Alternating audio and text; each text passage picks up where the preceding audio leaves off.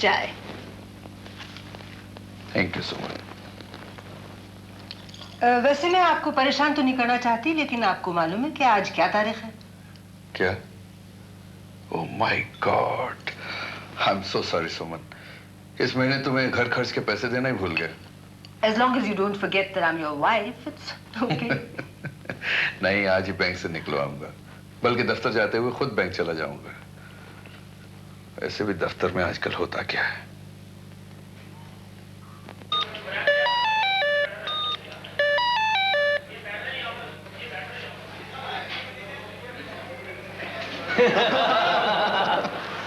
याद राम बाशिश राना।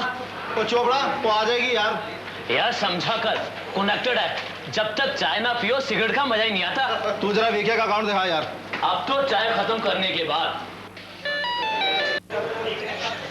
भाई साहब, मेरा टोकन नंबर 75 है। आप 80 पर कैसे पहुंच गए?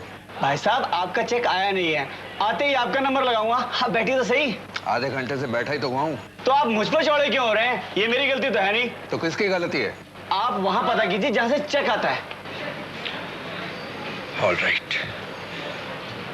मे आई सी द मैनेजर? वो तो छुट्टी पर हैं। Then who is in charge? Yes. I have been waiting for the past half an hour only to get a check of mine in cash. I want to know what the hell is going on here. एक तो अपना सुर नीचे करिए, दूसरा 5 minute के लिए वहां बैठिए। आपका चेक कैश हो जाएगा। ना तो मैं अपना सुर नीचे करूंगा और ना ही बाहर जाकर इंतजार करूंगा। आप उठिए और देखिए what is delaying my check. I don't take order from you, my dear friend. You have to take orders from me. हमारा अकाउंट इस बैंक में 20 साल से है।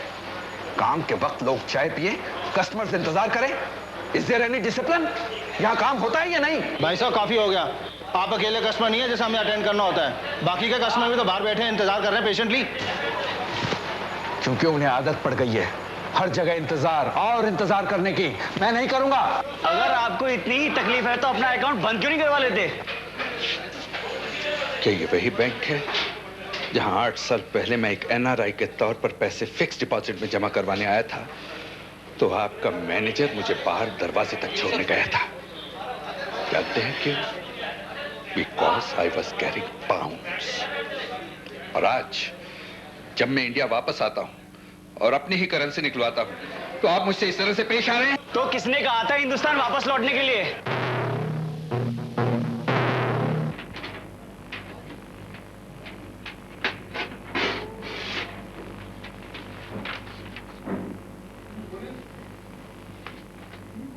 आप जिन हालात से गुजर रहे हैं बजाज साहब, ये तो आपने बनाए नहीं है। इसके जिम्मेदार तो आपके पहले वाले एमडी मिस्टर चड्डा हैं। लेकिन वो बिल्कुल फिक्र नहीं करते थे, प्रोडक्शन चाहे जैसी भी चल रही हो। दूसरी तरफ वो मिश्रा जी और यूनियन के बाकी लीडर्स को खुश रखते थे। फिर यहां हड़ताल की भावना कुछ ऐसी है कि वो नीचे से ऊपर की तरफ नहीं, बल्कि लीडर से वर्कर की तरफ आती है। फिर चाहे वर्कर हड़ताल चाहे या ना। लेकिन कृपलानी साहब, क्या सरकार इस स्ट्राइक को खत्म करने में हमारी मदद नहीं कर सकती? उसके लिए सरकार ने लेबर कोर्ट्स बनाई हुई हैं। वहां तो हम केस लड़ ही रहे हैं। यदि हम वहां से केस जीत गए तो union can go to the higher court और उसके बाद सुप्रीम कोर्ट। आखिरी फैसला आने में तो 5, 7, 10 साल निकल सकते हैं। लेकिन मलखानी साहब, अगर वर्कर्स की डिमांड अनकंडीशनली मान ली गई तो कंपनी का तो दिवाला पिट जाएगा और हो सकता है हेड ऑफिस इस यूनिट को बंद कर देना चाहे। वो भी इतना आसान नहीं है। आपको सरकार से परमिशन लेनी पड़ेगी इतना बड़ा यूनिट बंद करने के लिए। और इस मामले में भी यहां के कानून काफी सख्त हैं। वेल, न जीने देंगे न मरने देंगे।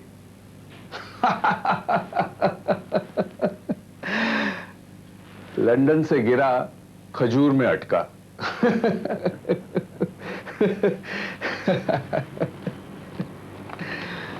सर ये आपके लिए।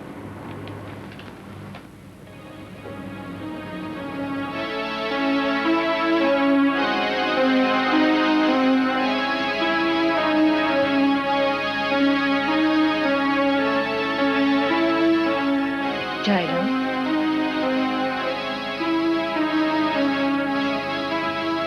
बैठो।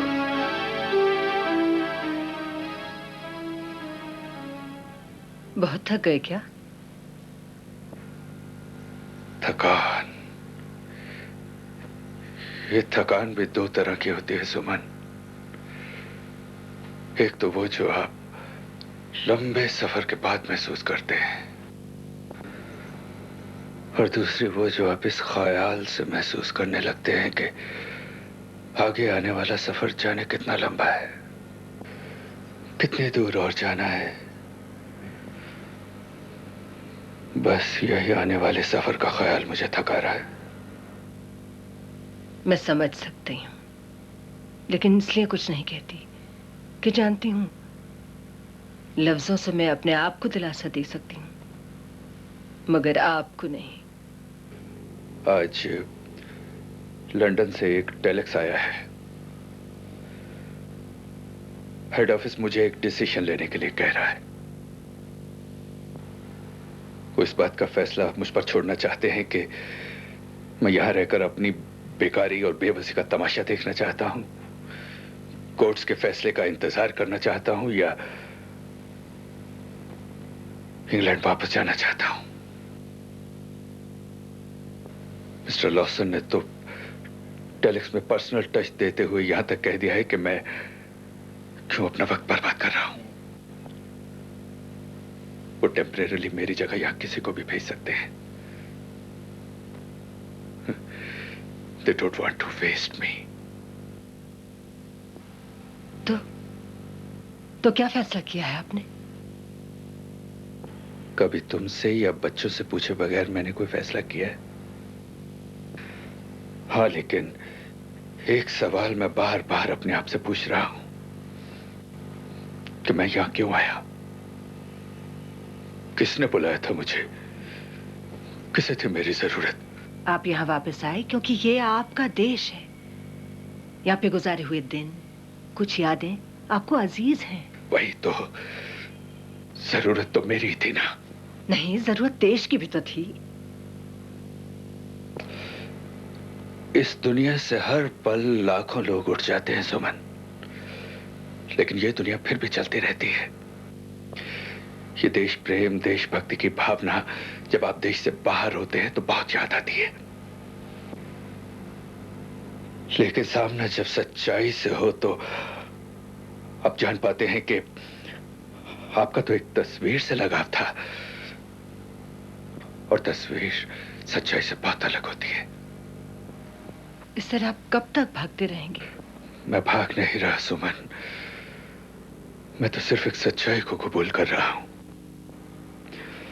वक्त जिस तरफ उंगली उठाए खड़ा है ना, उसी रास्ते की ओर चलने की कोशिश कर रहा हूं। मैं तो सिर्फ इतना जानना चाहता हूं कि तुम्हारा क्या फैसला है। क्या कहूं? जब से इंग्लैंड से आए हैं ऐसा लगता है कि रेत के घर में रह रहे हैं हम। पानी आता है और पैरों के नीचे से जैसे जमीन को बहा कर ले जाता है। कभी नहीं सोचा था कि 22-23 साल विदेश में रहने के बाद अपने देश आने पे इतनी मुश्किलों का सामना करना पड़ेगा।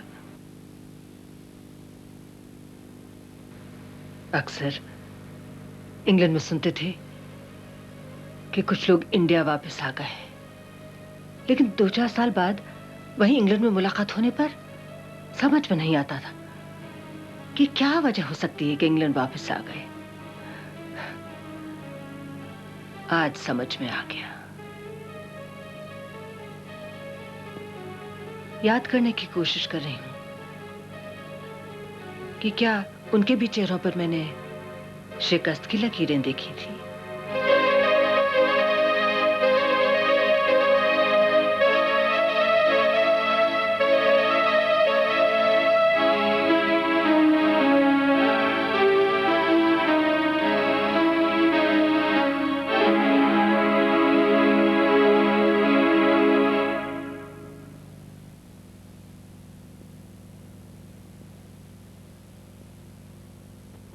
बेटे,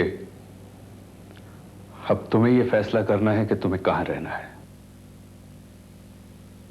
मेरा तुम्हें यहां इंडिया लाने का फैसला गलत था या सही, इसका फैसला भी तुम्हें करना है। Take your time, think it over.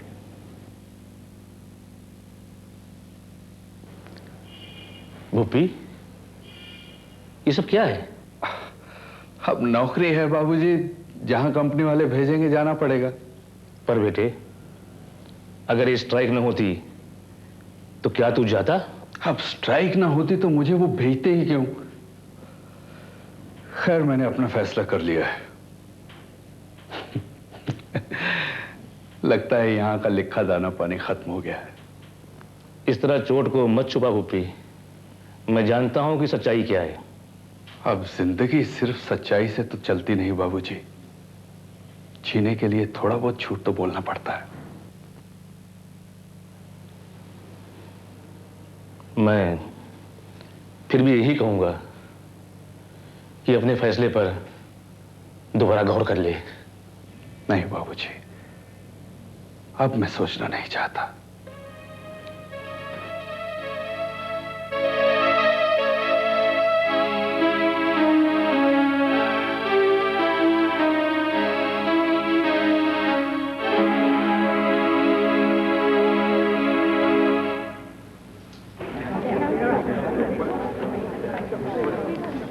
ये ज़रूरी है कि हम फिलहाल कामगार कॉलोनी के औरतों को कुछ ऐसा काम दें जो अनस्किल्ड हो, क्योंकि इस वक्त उनके पास कुछ भी सीखने का वक्त नहीं है। देखिए, हर औरत को किसी हद तक खाना पकाना, सिलाई करना, ये सब तो आता ही होगा। उन औरतों को इसी से जुड़ा हुआ काम दे सके तो अच्छा रहेगा। तुम्हारा क्या ख्याल है अनीता? मैं सोचती हूँ दीदी कि इन औरतों को ये काम देने से क्या प्रॉब्लम खत्म हो जाएगी। मतलब औरत इंडिपेंडेंट हो, ये बात तो अच्छी है ही, पर क्या इससे उसे अपने सारे हक मिल गए? मैं ऐसा महसूस करती हूँ कि जिस वजह से इन औरतों की ये हालत हुई है, हड़ताल, वो उनके मर्दों का फैसला रहा है।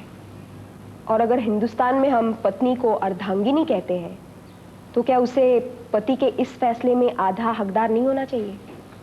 क्या उसे ये हक नहीं कि वो पति से सवाल कर सके, उसे ये कह सके कि वो ऐसे फैसले अकेले नहीं कर सकते? तुम्हारी बात गौर करने लायक है। एक नया नजरिया है इर्द गिर्द के हालात को देखने का, पर इस पर अमल कैसे किया जाए? हम उन औरतों से बात कर सकते हैं। आखिर असली परिवर्तन तो तभी आएगा जब मन बदले। हाँ, हमें इस बात को अपने प्रोग्राम्स में जरूर शामिल करना चाहिए। अनीता, तुम इन औरतों से बातें कर लेना। कुछ और है डिस्कस करने के लिए? अंकल, सब्जी में जरा मिर्च कम, ज्यादा तीखा नहीं।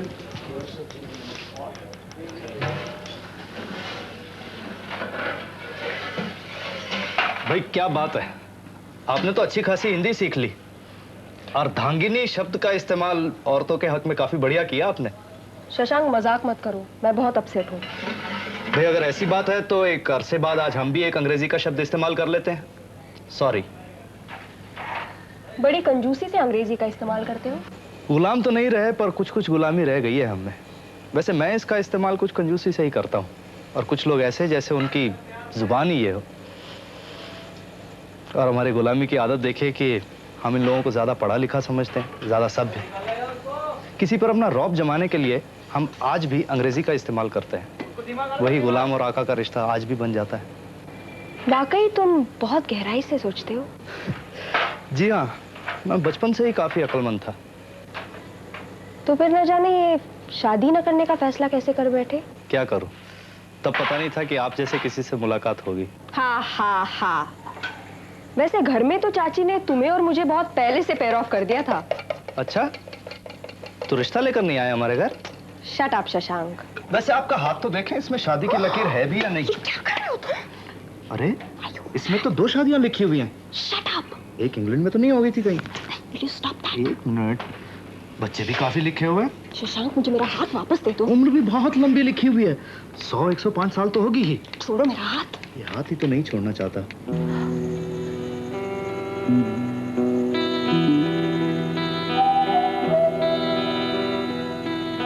तो तुम्हारी वो कसम? पता नहीं, तुम अंग्रेजों ने आकर हमेशा हिंदुस्तानियों को कश्मकश में डाल दिया। बस और कुछ मत कहो शशांक। मुझे एक बहुत इंपॉर्टेंट फैसला करना है। परेशान हूँ, डरती हूँ कि किसी का सहारा न ले बैठूं। एक बार इंग्लैंड से न आने का फैसला किया था, किसी पर विश्वास करके। अब इंडिया से न जाने का फैसला मैं अकेले करना चाहती हूँ, किसी के भरोसे रहकर नहीं। इंडिया से ना जाने का? हाँ, क्योंकि पापा ने इंग्लैंड वापस जाने का फैसला किया है।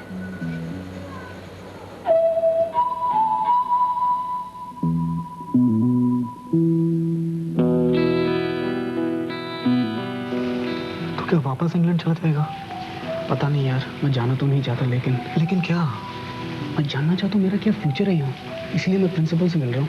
कोई उम्मीद की किरण तो दिखाई दे। दिख जाएगी यार, पर तू जाना है। क्या पता state of affairs here. Amit, you can go in now.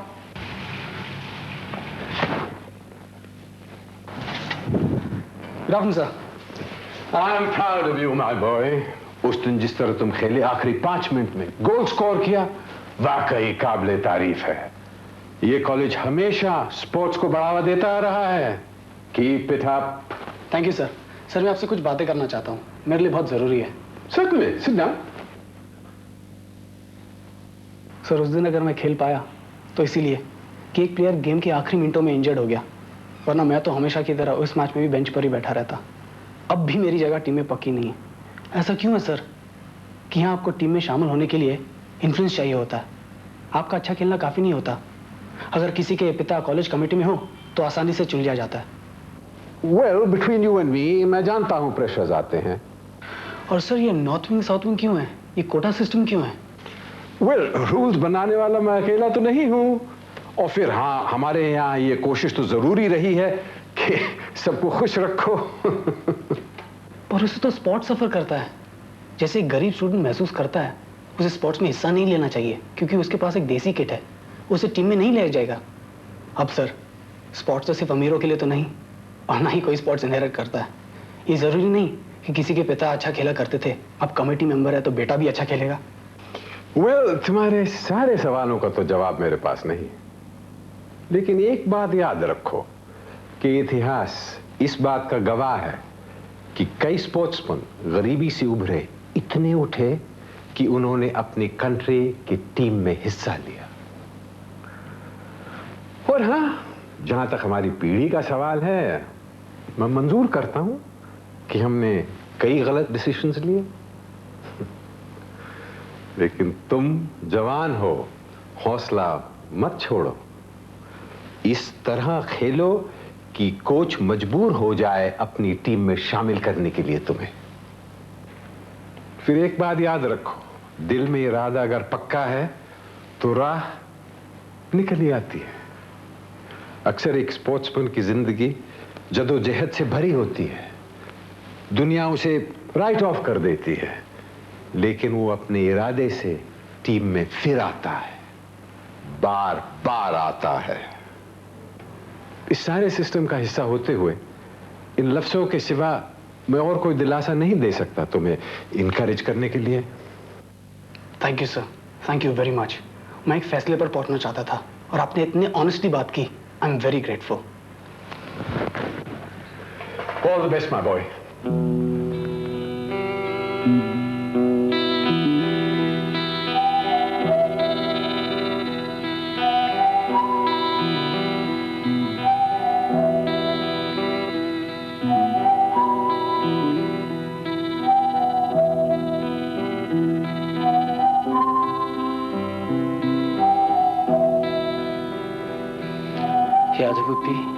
जब हम छोटे थे तो हमारे माँ बाप हमें यहाँ घुमाने लाया करते थे।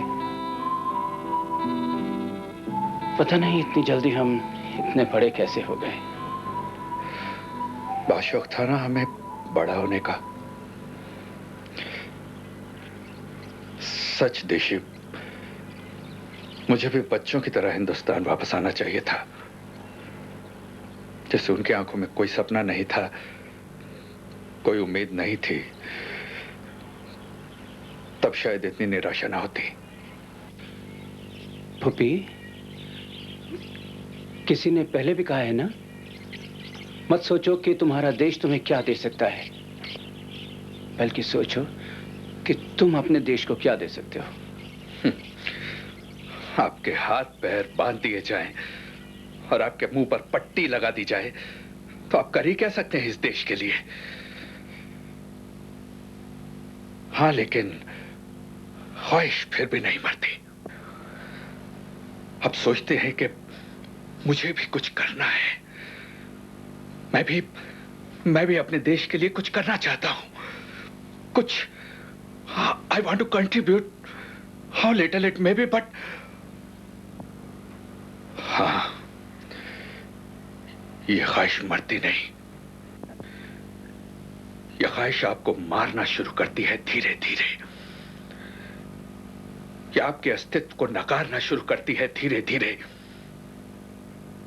क्या आपको यह एहसास दिलवाना शुरू करती है धीरे धीरे कि आप एक बिन बुलाए मेहमान हैं इस घर में।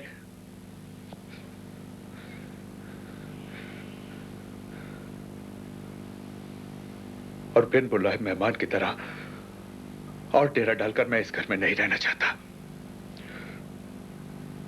मैं लौट जाऊंगा।